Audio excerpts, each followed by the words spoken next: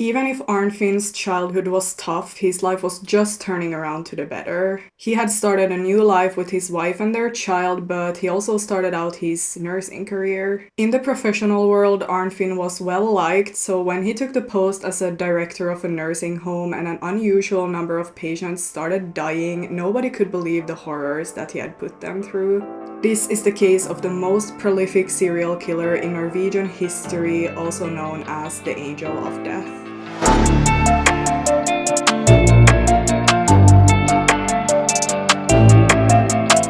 So hello everyone and welcome to my channel. My name is Elin and on this channel I cover true crime cases that have occurred in the Nordic countries. This whole case just really shook me, not just the case itself but also the sentencing and how it kind of played out. The case is about a Norwegian serial killer, and not just any serial killer, but probably the worst that Norway has ever seen. The killer in this case, who was a nurse by the way, is honestly super scary, and just a heads up, he's still alive and he's not in prison today. Anyway, I just want to get straight into the case because we got a lot of information to cover, so let's jump straight into the case that happened in Norway.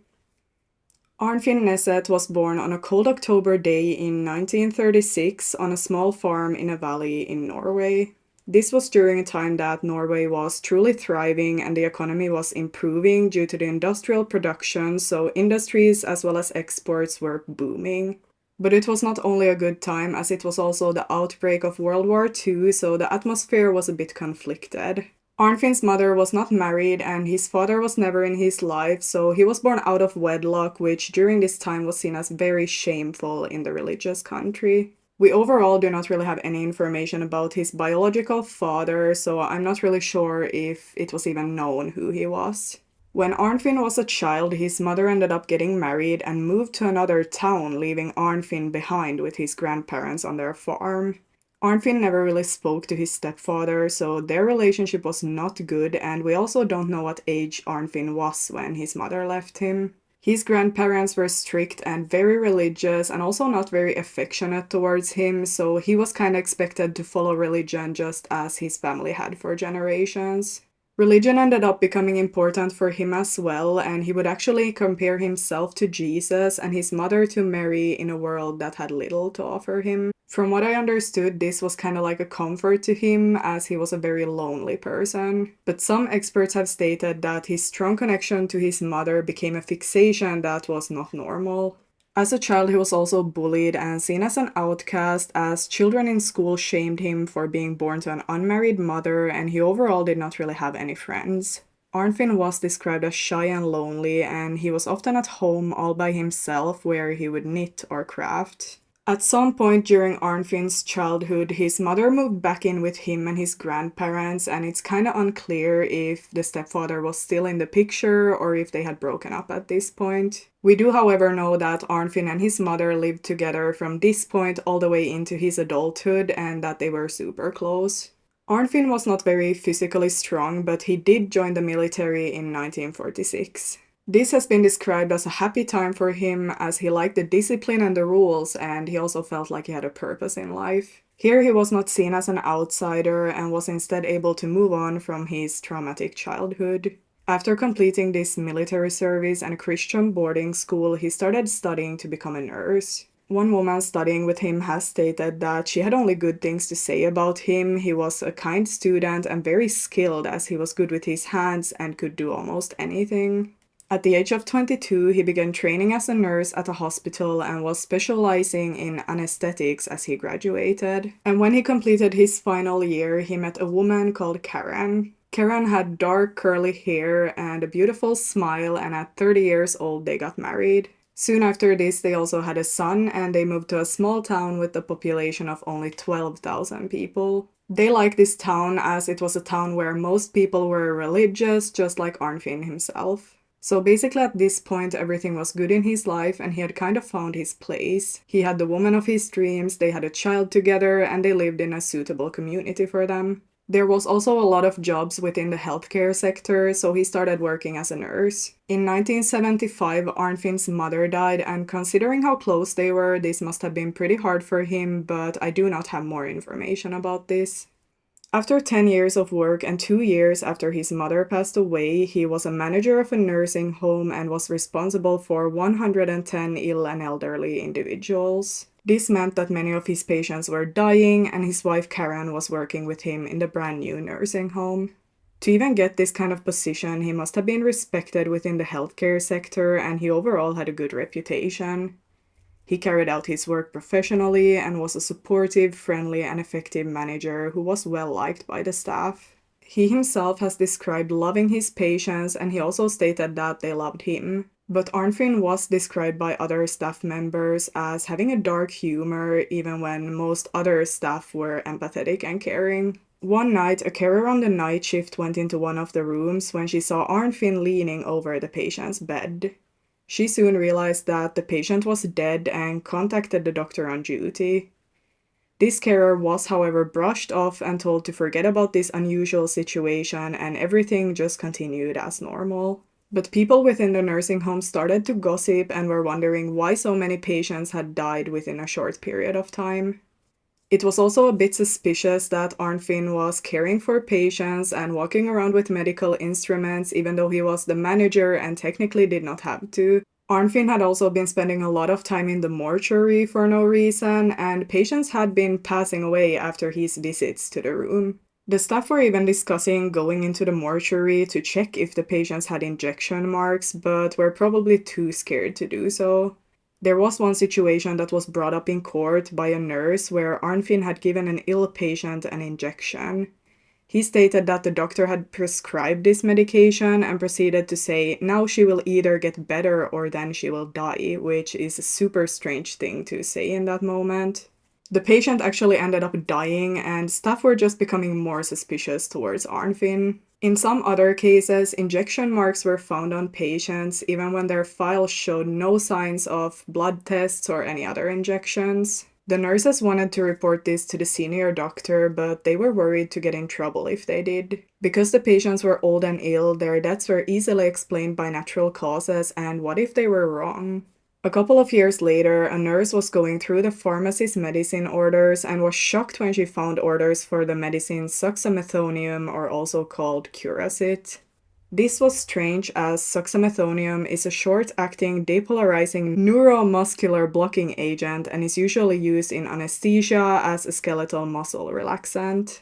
This medicine can be used to induce paralysis and could be used as poison and had no place outside of a surgical hospital. Even though it's used in anesthesia, it does not make a person unconscious and can't replace anesthesia, meaning that a person would feel everything if poisoned by this while being conscious but just being unable to communicate. Suxamethonium has to be injected as ingesting it will have no effect, but it's widely used as it's very fast acting. It's used in very small doses, for example in electroshock therapy, as it paralyzes all the muscles. One side effect of it is paralysis of the lungs, which makes the person unable to breathe without some kind of help. And in too big doses, the patient will suffocate within only minutes of intake. Basically, all in all, it makes the person paralyzed while fully conscious and therefore unable to speak or seek help. So there was literally no reason for ordering this kind of medication to a nursing home. The 25th of November 1980, the nursing home's board of directors were told about this order along with all the suspicious deaths that had been occurring. Arnfinn did admit to ordering this medicine, but claimed that it was to get rid of a rat problem at the ward. Believe it or not, but the board of directors actually bought this explanation and just let everything continue on as normal. The rest of the medicine, however, had to be returned to the pharmacy. The pharmacist actually destroyed the returned medicine without checking how many doses had been returned and how many doses had been used, so Arnfinn easily got away with returning too little doses. In 1981, a new rule was put in by the senior doctor that stated 2 people had to be present when a patient was being treated with an injection. Only 8 days after this, Arnfinn called in sick as he was burned out, and the police ended up visiting him as the purchase of poison, among other things, had been reported. And by the way, this was not by the doctor or hospital staff. The report came from someone else who actually was a journalist. So the investigation was started and Arnfinn almost had a nervous breakdown at this point. He headed to a psychiatric unit where he checked in voluntarily, but as he had given such a vague explanation to the police, they also ordered him to stay in this secured unit. In March of 1981, the police interviewed Arnfinn and now he claimed that he was using the poison to kill stray dogs around the facility. It was also pretty clear to the investigators that the number of deaths at the facility had spiked in the only 4 years that he had been the director. Arnfinn ended up confessing and he was taken into custody and was charged with 21 murders from the years 1977 to 1980.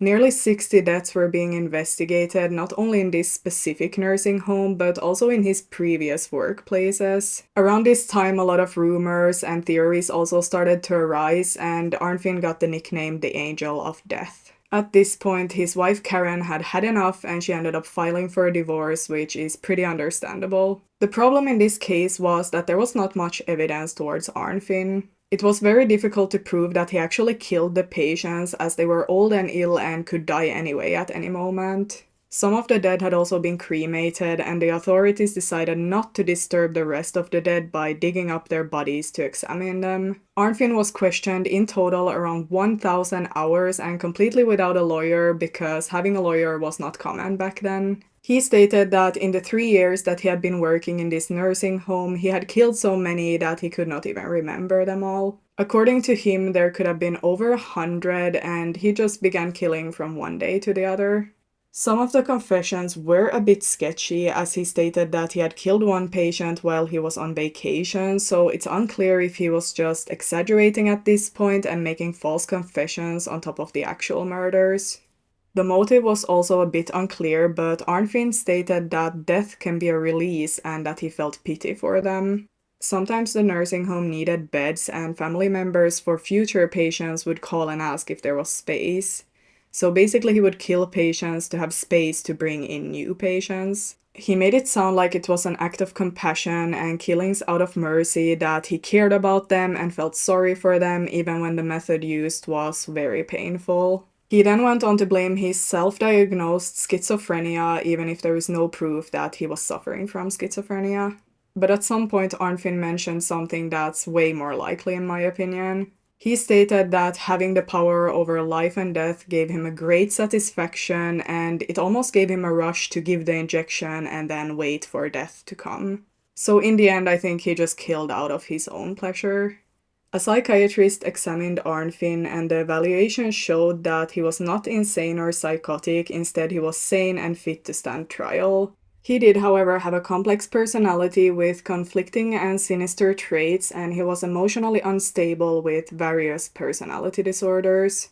He also lied and stole from the patients that he killed, even though he claimed that it was out of compassion, and the jokes he told to his colleagues often crossed the line.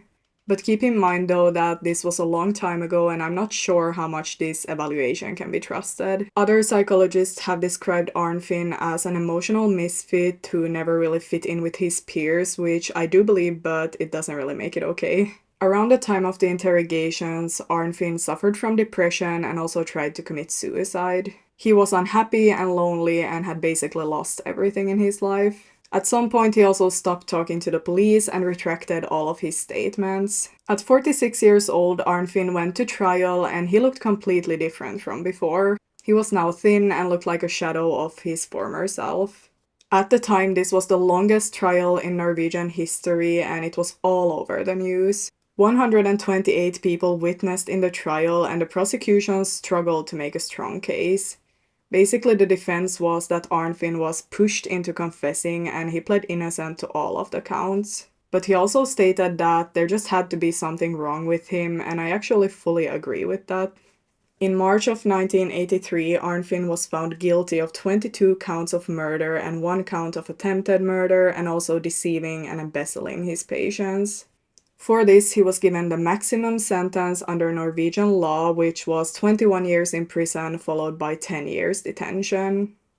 But Arnfinn was a model prisoner and did not spend a long time behind bars before he was transferred to an open prison after serving only 6 years in a normal one. He preferred to keep to himself and he got along well with other prisoners. Arnfinn got out on parole after serving around 10 years in prison, and in 2004 he was released, changed his name, and moved to an undisclosed location in Norway. He should today be in his 80s and in poor health and have turned down all requests for interviews. But he is out there and he's still alive, which is pretty creepy because Arnfinn is believed to have killed up to 138 patients in the years that he was working as a nurse, which is an unbelievable number, to be completely honest. But that's all that I have for this case today, and honestly it's just crazy to me how many people he killed and was still able to live a normal life to this day. I personally believe that he lived most of his childhood feeling like he had no control over anything. I mean, his grandparents were strict and he was forced into being religious, he was bullied, his mother left him alone. There were just so many things that he could not control. So maybe when killing people it made him feel like he had the ultimate control, which was controlling when they were going to die.